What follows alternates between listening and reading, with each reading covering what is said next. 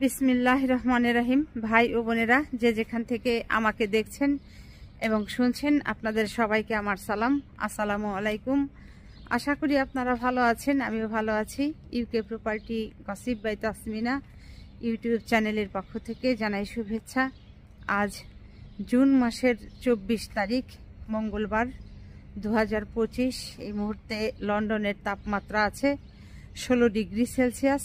এখন লন্ডন সময় আসলে সকাল, তো কাজে বের হয়েছি, কাজ শেষ, এখন বাসায় ফিরে যাচ্ছি। তো যেতে যেতে আপনাদের সাথে ভাবলাম যে কথা বলে নেই। তো ভীষণ চমৎকার সুন্দর একটি ফুলের বাগানের মতো পেলাম। আমার পেছনে দেখতে পাচ্ছেন ফুল আর ফুল, গোলাপি গোলাপ যেটাকে বলে, একেবারে সেরকম মন কাড়া গোলাপি রঙের ফুল, চমৎকার। তো যা হোক, আসলে যে কথাটি এখন বলতে চাচ্ছি সেটা হলো যে আমার দেশ পত্রিকাতে অনেক খবর, যে কোনো পত্রিকাতেই চোখ যাক, যুগান্তর, প্রথম আলো, কালের কণ্ঠ, শুধু যুদ্ধের খবর। চারিদিকে যুদ্ধ আর যুদ্ধ। রাশিয়া ইউক্রেন তো ছিলই, ইসরায়েল, তারপর হচ্ছে গাজা, এখন আবার নতুন করে শুরু হয়েছে ইসরায়েল ইরান। আবার এর মাঝে আবার কেউ কেউ সমর্থন করছে, যুক্তরাষ্ট্র সমর্থন করছে ইসরায়েলকে, ওদিকে আবার ইরানকে সমর্থনে দাঁড়িয়ে গেছে রাশিয়া। বোঝা যাচ্ছে না যে ঘটনা কোন দিকে মোড় নেয়। ভয়ই লাগে, মনে হয় মাঝে মাঝে যে এই বাংলাদেশ থেকে কত দূরে সুদূর ইংল্যান্ডের মাটিতে আছি, না জানি কত আরামে আয়াসে শান্তিতে দিন যাপন করব, কিন্তু এখানে এসেও কেন জানি মনে হয় এখন শান্তি নেই। কবে কখন কোন জায়গা দিয়ে কোনটা ঘটে আল্লাহই জানে। তো যা হোক, আসলে যেটা বলতে চাচ্ছি যে আপনারা জানেন, মাঝখানে এই অন্তর্বর্তী সরকারের প্রধান উপদেষ্টা ডক্টর ইউনূস, তিনি পদত্যাগ করতে চেয়েছিলেন, দেশের দায়িত্বভার থেকে বিদায় নিতে চেয়েছিলেন।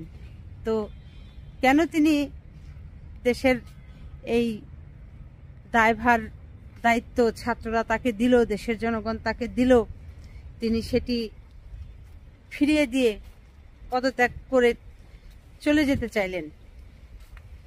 আসলে সে বিষয়টি বিভিন্ন পত্রপত্রিকাতে যেটি বলা হয়েছে যে তিনি এই গত 10 মাসে বাংলাদেশে প্রায় 450 আন্দোলনের মুখোমুখি হয়েছে, অর্থাৎ 450 বিভিন্ন রাজনৈতিক দল, অঙ্গ সংগঠন, বিভিন্ন স্কুল কলেজ শিক্ষা প্রতিষ্ঠান, এই সমস্ত প্রতিষ্ঠানগুলো থেকে বিভিন্ন সময় আন্দোলন করা হয়েছে।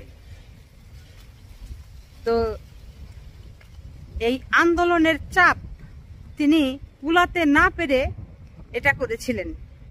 এই 450 আন্দোলনকারী প্রতিষ্ঠানগুলোর মধ্যে ছিল সরকারি, বেসরকারি প্রতিষ্ঠান, তারপর স্কুল কলেজ, মসজিদ, মাদ্রাসা থেকে শুরু করে বিভিন্ন রাজনৈতিক দল, বিভিন্ন রাজনৈতিক দলের অঙ্গ সংগঠন, তারপর অন্য সংগঠন, এই সকল কিছুর যারা পরিচালনা করেন তারাই আসলে এই আন্দোলনে জড়িত ছিলেন। এবং এই আন্দোলনের অনেক প্রতিষ্ঠানের দাবি দাওয়া মেনে নেওয়া হয়েছে, তাদের সমস্যার সমাধান করা হয়েছে।